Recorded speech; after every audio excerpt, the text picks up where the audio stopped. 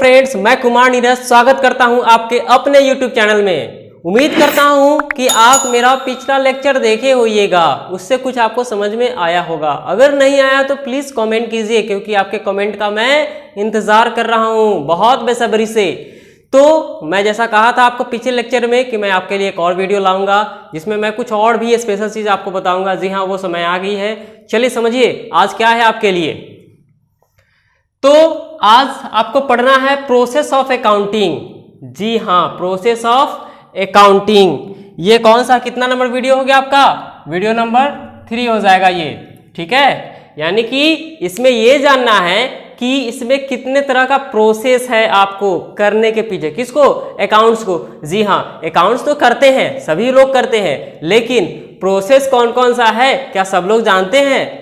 जरूरी नहीं कि जानते होंगे, या फिर ये भी हो सकता है कि जानते होंगे, दोनों चीज हो सकता है। तो आप भी जान लीजिए ना, क्योंकि आप स्टार्ट करने जा रहे हैं अकाउंट्स को ना, तो आप भी प्रोसेस जान लीजिए कि कौन कौन सा प्रोसेस है। जी हाँ, देखिएगा क्या क्या प्रोसेस है इसमें। तो मैं जैसा बताया था पिछले लेक्चर में कि आपको उसमें साइकिल दिखाई थी, है ना, और साइकिल के अकॉर्डिंग भी बताया था आपको, और मैं प्रोसेस भी बताया था पिछले लेक्चर में, लेकिन मैं दोबारा बता दे रहा हूं आपको, क्योंकि उसमें प्रोसेस के लिए मैं मार्क नहीं दिया था, यानी एरो साइन नहीं था। वो साइकिल था, उसके अकॉर्डिंग एरो साइन था उसमें, ठीक है। इसमें एरो साइन प्रोसेस के अकॉर्डिंग है, लेकिन मैं बता दिया था आपको प्रोसेस के अकॉर्डिंग भी। चलिए फिर से हम दिखा देते हैं क्या क्या है इसमें। तो मैं बताया था आपको कि ये फिनेंशियल स्टेटमेंट को दर्शाता है। किसको? फिनेंशियल स्टेटमेंट को। जी हाँ, फिनेंशियल स्टेटमेंट क्या है? तो जो वित्त का क्या देता है? विवरण देता है, यानी कि पैसे का हिसाब किताब का आपको विवरण देता है। उसी को क्या कहते हैं? फिनेंशियल स्टेटमेंट कहते हैं, यानी वित्तीय विवरण। समझिएगा। तो कहता क्या है कि अगर आप कभी भी फिनांस के प्रति काम करने जाइएगा ना, तो आपको क्या करना होगा सबसे पहले? यानी कि जर्नल बनाना होगा। जर्नल की है क्या भाई? तो कल बताया था आपको कि जर्नल क्या है, ठीक है। तो इसमें क्या करते हैं? तो जो दिया सो लेते हैं उसका हिसाब, और आप जो दिए उसका हिसाब, ठीक है। यानी लेन देन जो होती है ना, उस दोनों का इतिहास इसी के ऊपर गवाह बनता है, ठीक है ना। मतलब कि अगर आप भविष्य में कोई चीज सबूत के तौर पे देखना चाहते हैं तो उसको कहीं ना कहीं लिख के रखिएगा। तो वो डेली का ट्रांजेक्शन कौन करता है? जर्नल। इसका मतलब ही होता है रोजनामा, हर दिन की हरकत को नोट करता है अकाउंटिंग टर्म में। बिल्कुल। जी हाँ, आगे देखिएगा। इसके बाद क्या बताया था आपको कि इसको हम लोग लेजर में ले जाते हैं। किस में ले जाते हैं? लेजर में। लेजर भाई, लेजर क्या था? तो बताया था ना, जिसमें सबका बुक अलग अलग खुलता है। सबका बुक अलग, सेल का बुक अलग, परचेज का बुक अलग, बैंक का बुक अलग, कैश का बुक अलग। जी बिल्कुल, सबका बुक जिसमें बाइफरकेट करके सिंगल सिंगल सबको दिखाते हैं ना, उसी को बोलते हैं क्या? लेजर बोलते हैं, ठीक है। तो जर्नल के बाद क्या करते हैं? लेजर करते हैं। लेकिन जब हम लोग पढ़ने चलेंगे ना, तो जरूरी नहीं कि पहले जर्नल से ही शुरू करेंगे। इससे पहले भी कुछ चीजें हैं, वो पहले बता देंगे, फिर आपको जर्नल पे ले आएंगे, ठीक है। क्योंकि मैं जर्नल अगर शुरू कर दूं तो हो सकता है आप ही को लगेगा कि बहुत तीव्र गति से पढ़ाया जा रहा है, लेकिन ऐसा कुछ नहीं करूंगा। मैं आपको बिल्कुल इजी स्टेप से लेकर चलूंगा और आपको समझ में भी आएगा। मैं गारंटी देता हूं कि आपको समझ में आएगा, निश्चित आएगा। थोड़ा टाइम देना पड़ेगा आपको, क्योंकि टीचर को जज आप एक दिन में नहीं कर सकते हो। समय थोड़ा देना पड़ता है। जैसे कि आपको मैं एक दिन में जज कर सकता हूं क्या? नहीं ना, क्योंकि एक दिन में हो सकता है कि उसी दिन आप घबराए हो तो खराब कुछ रख दे, या फिर ये हो सकता है कि आप अच्छा उस दिन बोल दे और दिन आप खराब बोले। तो इसलिए एक दिन में किसी भी टीचर को आप जज नहीं कर सकते हैं। उनको सुनिए, प्रॉपर वे में सुनिए, उसके बाद निर्णय होगा क्या करना है क्या नहीं करना है। चलिए कंटिन्यू करते हैं। तो बोलता है पोस्टिंग टू लेजर, तो लेजर में हम पोस्ट कर देंगे, यानी कि सबको बाइफरकेट कर देंगे। बिल्कुल। उसके बाद क्या कहता है? उसके बाद करता है प्रिपरेशन ऑफ ट्रायल बैलेंस। जी हाँ, मैं बताया था आपको कि सीसो झूला के बारे में, जो बिल्कुल बैलेंस करता है तो कितना मजा आता है, ऊपर नीचे करते रहते हैं, जब रोक देता है दोनों दोस्त बीच में आ जाते हैं तो कितना मजा आता है। बिल्कुल उसी तरह ट्रायल बैलेंस भी अपने बैलेंस को क्या कर देता है? इक्वल कर देता है, यानी कि दोनों साइड इक्वल हो जाता है, यानी पलड़ा बराबर, ठीक है ना। चलिए, तो ये लेजर नहीं कर पाता है, इस कारण से किसको करना पड़ता है? तो ट्रायल बैलेंस को हथियार उठाना पड़ता है। जी हाँ, आगे देखिएगा। आगे क्या कहता है? आगे कहता है प्रिपरेशन ऑफ फिनेंशियल स्टेटमेंट। जी हाँ, ये किस चीज को दर्शाता है? बिल्कुल, जो आप ट्रांजेक्शन फिनेंशियल ट्रांजेक्शन का कर रहे थे ना, तो इसी के लिए तो करते हैं। अंत में आता है यहीं पर, ठीक है ना। मतलब चाल चले थे बचपन का, जो कदम कदम मतलब गिरते उठते जो यहां तक पहुंचे हैं ना, जी। तो ये सब गिरते उठते वाला कलम था आपका, मतलब गिर रहे थे उठ रहे थे। लेकिन इसके बाद से क्या होगा ना, यहाँ मेन पहलू आ जाता है आपका फिनांस का। यहीं आकर के आपका निर्णय निकल जाएगा कि आपने अभी तक क्या किया है, यानी गवाया है या कुछ पाया है। जी हाँ, तो ये फिनेंशियल स्टेटमेंट ही जब आप बनाओगे तो किस चीज को दिखाता है ये, तो ये आपके इनकम स्टेटमेंट को दिखाता है। इनकम की मतलब आपने कितना कमाया, इस पहलू को कौन दिखाता है जी, इस पहलू को दिखाता है आपको इनकम स्टेटमेंट। तो कौन है, तो फिनेंशियल स्टेटमेंट के तहत आता है, कौन है, तो ट्रेडिंग अकाउंट है। कौन है, ट्रेडिंग, जो व्यापार को देखता है, व्यापारिक खाता को बनाता है, उसी को ट्रेडिंग अकाउंट कहते हैं। बिल्कुल। उसके बाद क्या है, तो उसके बाद आप क्या बनाते हो, प्रॉफिट एंड लॉस। जी हाँ बिल्कुल, एरो दिख रहा है आपको, चलते आ रहा है। ट्रेडिंग बनाए, प्रॉफिट एंड लॉस बनाया जी, यानी कि प्रॉफिट एंड लॉस क्या बताएगा आपको, तो प्रॉफिट एंड लॉस आपको बताएगा कि आपको फायदा हुआ है या फिर नुकसान हुआ है। तो ट्रेडिंग क्या बता रहा था, तो वो आपको जितने भी तरह का सामान परचेज और सेल करते हो ना, जी हाँ परचेज सेल, उसी के पहलू को दिखाता है कौन, ट्रेडिंग। लेकिन प्रॉफिट एंड लॉस किसको दिखाता है, तो जितने तरह का आपका फिनेंशियल आवागमन होता है ना, उसको दिखाता है वो जी। उसके बाद क्या है, उसके बाद आपको है बैलेंस शीट। अब बताया था आपको पिछले लेक्चर में कि जब आप ज्यादा कमा लेते हो या नहीं कमा पाते हो, दोनों कंडीशन होता है ना, तो ज्यादा कमा लेते हो तो क्या अपने लिए कुछ ना कुछ खरीदते हो ना, संपत्ति वगैरह। तो संपत्ति और दायित्व दोनों के प्रति जो कार्य करता है सो कौन है, बैलेंस शीट है। बैलेंस शीट, तो दायित्व क्या होता है, तो दोनों के बीच में एसेट्स और एक लायबिलिटी होता है। एसेट्स, बैलेंस शीट में एक एसेट्स और दूसरा लायबिलिटी टर्म होता है जी। तो एसेट्स क्या है, संपत्ति को दिखाता है, जैसे कि आपका घर है, जमीन है, ठीक है ना, तो ये सारा चीज क्या है, संपत्ति कहलाती है। उसी तरह इसमें दायित्व हो जाए, जैसे कर्ज ले लिए, लोन ले लिए, तो ये सब क्या हो जाएगा जी, तो वो दायित्व हो जाएगा। मतलब आप किसी को पैसा दीजिएगा, आपके ऊपर बर्डन हो गया ना। चलिए, घर में भी कभी ऐसा बात सुनते होंगे कि अभी शादी करना बाकी है, एक दायित्व तो अभी बचा हुआ है, किसका, बेटी का। कभी कभी होता है बेटा का भी दायित्व होता है ना, तो दोनों का दायित्व होता है कि शादी विवाह गार्जियन करते हैं, तो उनके ऊपर एक बर्डन होता है कहीं ना कहीं कि अभी शादी करना बाकी है, वो जिम्मेवारी से पहले निपट लेते हैं, ठीक है ना, उसके बाद कुछ करेंगे। तो बिल्कुल बैलेंस शीट का भी दायित्व बिल्कुल वैसा ही है जी, वही फैमिली मैटर वाला नहीं, बिजनेस मैटर वाला जी। चलिए अब आगे देखते हैं, आगे कहता है एनालिसिस एंड इंटरप्रिटेशन। मतलब ये क्या करता है, एनालाइज करने का काम करता है जी, क्योंकि किसी चीज को आप एनालाइज नहीं कीजिएगा ना, अलग करके नहीं देखिएगा ना, तो आपको पता नहीं चलेगा। इसलिए इसको क्या किया जाता है, एनालाइज किया जाता है। ये जरूरी है, क्योंकि अगर कोई नहीं करेगा, ठीक है ना, इसका विश्लेषण नहीं करेगा, ठीक है, तो पता ही नहीं चलेगा किस चीज का, फिनांस के टर्म का, फिनांस के ओरिजिनल टर्म का। क्योंकि आप लोग अपने जीवन में ही किसी चीज को देखते हो या किसी चीज को करते हो, तो एक बार करके क्या आत्मसंतुष्टि मिल जाती है, नहीं ना, दोबारा करना चाहते हो ना। बिल्कुल, अकाउंट्स भी उसी प्रकार है ना, जब आप कोई चीज करते हो ना, एक से निर्णय नहीं करता, दूसरा करके देखते हैं, तीसरा करके देखते हैं, ठीक है ना, तो उससे क्या होता है, आपको पता चलता है कि रियली में था कुछ ऐसा जो कि हमको एक बार में पता चला था ऐसा। जैसे गाड़ी चलाए फर्स्ट टाइम, हो सकता है गिर गया होइएगा, तो ये थोड़ी सोचिएगा गाड़ी बेकार चीज होता है, गिरा देता है, नहीं ना, बार बार चलाए तो क्या निकला, अंत में आपको क्या निष्कर्ष निकला है, तो अंत में आपको निष्कर्ष निकला है कि अगर किसी चीज को बार बार किया जाए, यानी कि किसी चीज को बार बार किया जाए, तो आपको अंत में क्या देता है, एक प्रॉपर रिजल्ट निकाल कर देता है। प्रॉपर रिजल्ट आपको बहुत ज्यादा जरूरी होता है, इसलिए आप अकाउंट्स को बिल्कुल फेयरली करते हो। जी हाँ, अब ये जब हो जाता है, ठीक है ना, तो आगे क्या होता है, तो ये बोलता है कम्युनिकेटिंग टू द यूजर्स, यानी यूजर्स के बीच में, उपभोक्ताओं के बीच में संवहन करता है ये, यानी कि कम्युनिकेशन बनाता है, ठीक है, यानी कि उनसे जोड़ता है, किसको, अपने बातों को, खुद के कांटेक्ट को जी। व्यापार में ये चीज भी जरूरी है, क्योंकि ये नहीं होगा तो व्यापार आपका नहीं चलेगा, ठीक है। तो यूजर जितने भी उपयोग करता है वो करता है, ठीक है, उन सभी के लिए ये चीज होना चाहिए। ये तो प्रोसेस की बात थी।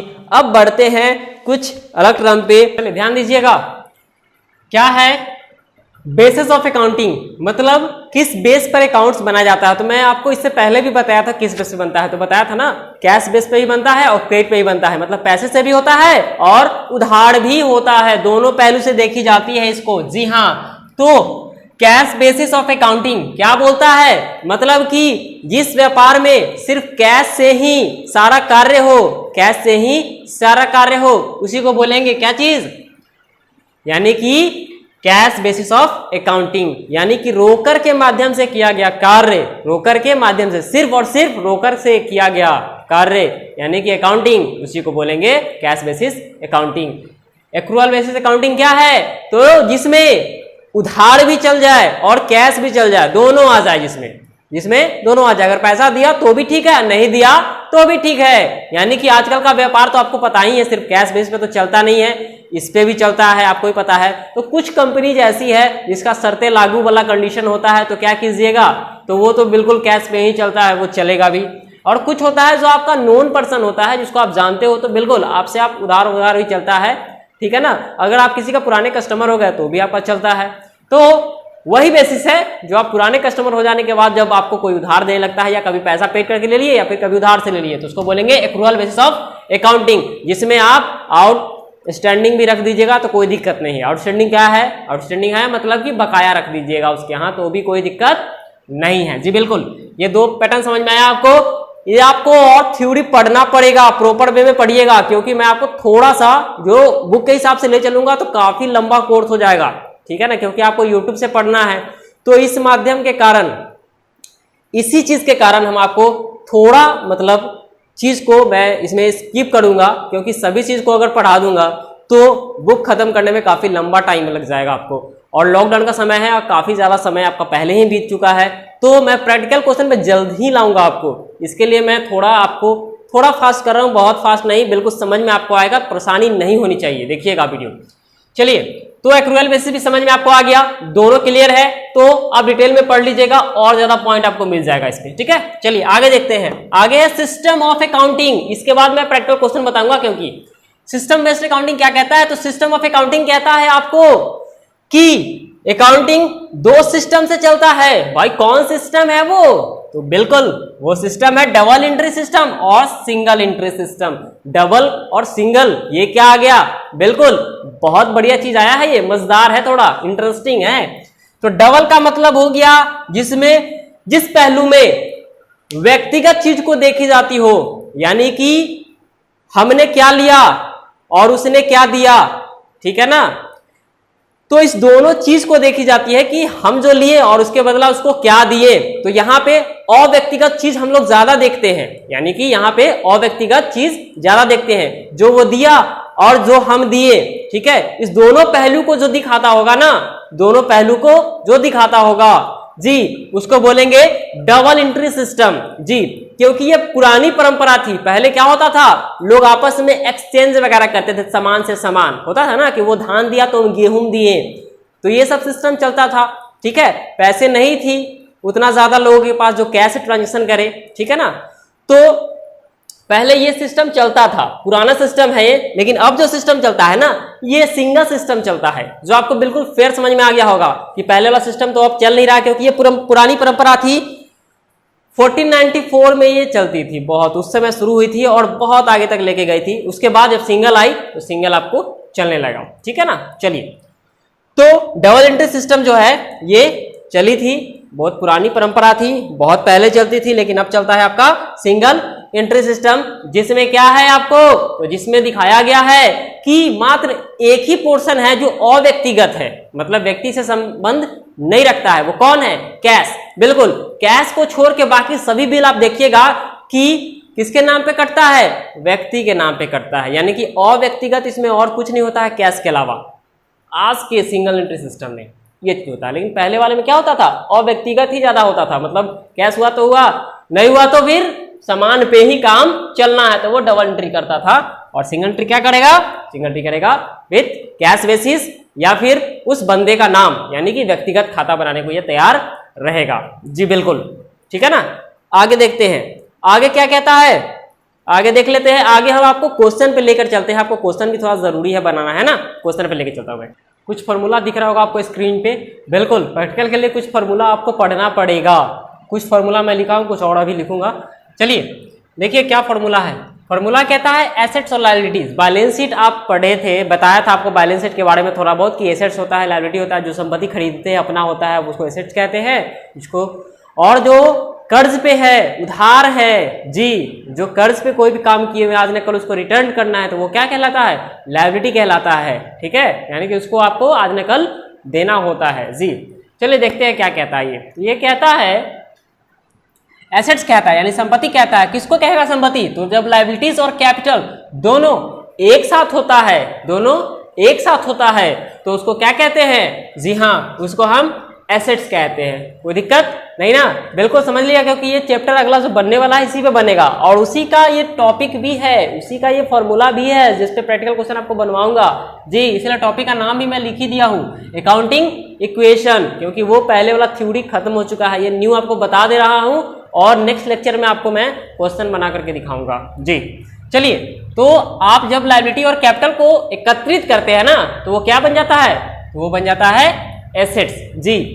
अब उसके बाद क्या है दूसरा फॉर्मूला इसका, और एसेट्स कैसे निकलता है, तो एसेट्स कैसे निकलेगा, तो इक्विटी प्लस आउटसाइड लायबिलिटी को जोड़ेंगे तो भी क्या निकलेगा, एसेट्स ही निकलेगा जी हाँ। इस कंडीशन में भी एसेट निकलेगा, यानी दो कंडीशन में आप एसेट्स निकाल सकते हैं।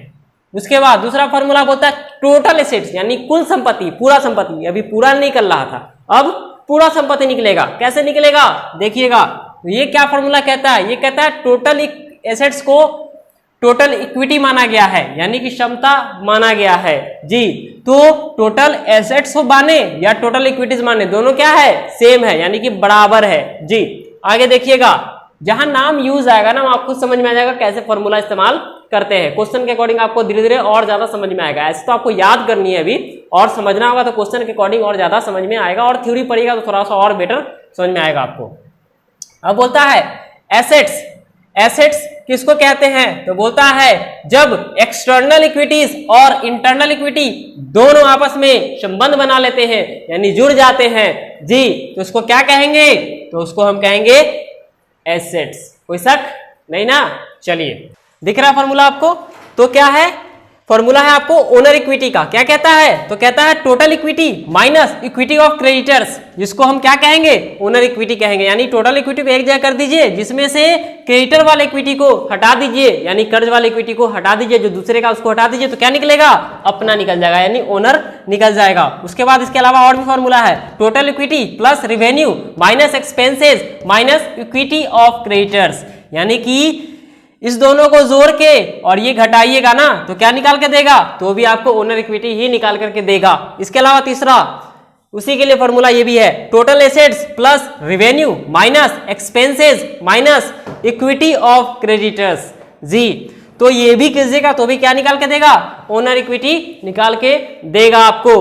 और भी आपको दिख रहा होगा, और फॉर्मूला आपको स्क्रीन पे दिख रहा होगा जी, मैं पढ़ देता हूं आप देख लीजिएगा, ठीक है। चलिए याद भी कर लीजिएगा इसको। कैपिटल प्लस, कैपिटल का मतलब क्या होता है, तो कैपिटल मतलब पूंजी होता है, तो पूंजी कैसे निकलता है, तो फॉर्मूला दिख रहा है आपको, एसेट्स माइनस लायबिलिटीज करेंगे तो क्या निकलेगा, कैपिटल निकलेगा, दिख रहा है ना। उसके बाद क्या है, उसके बाद है ओनर इक्विटी कैसे निकलेगा, दिख रहा है आपको, तो ओनर इक्विटी कैसे निकलेगा, तो जब हम अभी आपको बताया था, जब total assets minus outside liabilities minus fictitious assets को करेंगे कंप्लीट तो क्या निकलेगा, ओनर इक्विटी निकलेगा, आपको दिख रहा होगा स्क्रीन पे जी। उसके बाद क्या है, तो उसके अलावा आप ये भी कर सकते हैं, total equity minus equity of creditors कीजिएगा तो भी आपको क्या निकाल के देगा, ओनर्स इक्विटी निकाल के देगा। नेट एसेट्स कैसे निकलेगा, दिख रहा होगा आपको कैसे निकलेगा जी। तो टोटल एसेट से आउटसाइड लायबिलिटी को क्या करेंगे, घटाएंगे, और फिक्टिशियस एसेट्स को घटाएंगे तो क्या निकाल के देगा, नेट एसेट्स निकाल के देगा जी हाँ। नेट एसेट्स और किसको कहा गया है, तो ओनर्स इक्विटी को भी नेट एसेट्स कहा गया है जी हाँ। ये सारे फॉर्मूला जो भी आपको स्क्रीन पे दिख रहा है वो देख लीजिएगा, और मैं आपको अकाउंटिंग इक्वेशन का कुछ डेबिट क्रेडिट टर्म दे रहा हूं जो एसेट्स और लायबिलिटी को दर्शाता है जी हाँ। एसेट्स और लायबिलिटी को दर्शाता है वो अकाउंटिंग टर्म आपको दिख रहा होगा, दिख रहा है स्क्रीन पे जी। इसको आप बिल्कुल याद कर लीजिएगा क्योंकि क्वेश्चन बनेगा नेक्स्ट वीडियो में, मैं नेक्स्ट वीडियो में आपको क्वेश्चन बनाना सिखाऊंगा जी हाँ, ठीक है। ठीक है, तो उम्मीद करता हूं आपको ये वीडियो समझ में आया होगा नेक्स्ट वीडियो के लिए आपको क्या करना होगा, नेक्स्ट वीडियो के लिए आपको चैनल को, जी हाँ, नेक्स्ट वीडियो के लिए आपको चैनल को सब्सक्राइब करना होगा, क्योंकि तभी तो अपडेट पता चलेगा आपको जी। और कुछ प्रॉब्लम आई हो तो प्लीज कमेंट कीजिए ना, कमेंट आप कर सकते हैं बिल्कुल, इसमें कोई परेशानी नहीं होनी चाहिए। मैं उम्मीद करता हूं कि आपको समझ में आ रहा होगा। अगर परेशानी हो रही है तो कमेंट कीजिए, पसंद आया वीडियो तो लाइक कीजिए और भी दोस्तों को शेयर कीजिए प्लीज। मिलता हूं आपको नेक्स्ट वीडियो में। जय हिंद।